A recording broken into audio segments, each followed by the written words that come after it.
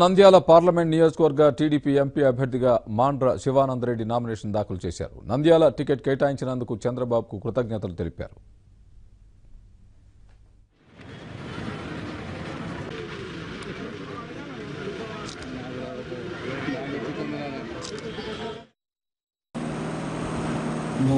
ముందరగా నన్ను అభ్యర్థిగా ఎన్నుకున్నందుకు మా తెలుగుదేశం నాయకుడు అధ్యక్షుడు అయినటువంటి మన నారా చంద్రబాబు నాయుడు గారికి నా కృతజ్ఞతలు.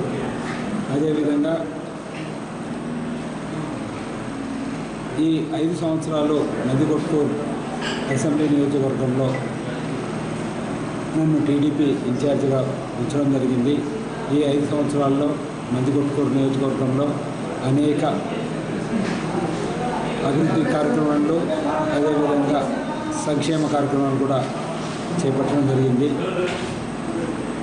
ఈ 5 సంవత్సరాల్లో నేను చేసినటువంటి అభివృద్ధితో కూడినటువంటి సంక్షేమ కార్యక్రమాలు చూసి ఖచ్చితంగా ప్రజలు తెలుగుదేశాన్ని ఆదరిస్తారని ఆదరించి భారీ మెజారిటీతో అసెంబ్లీ శాసనసభ అభ్యర్థులను అదేవిధంగా లోక్సభ అభ్యర్థి అయినటువంటి నన్ను భారీ మెజారిటీతో ఆశీర్వదిస్తారని కోరుకుంటున్నాను.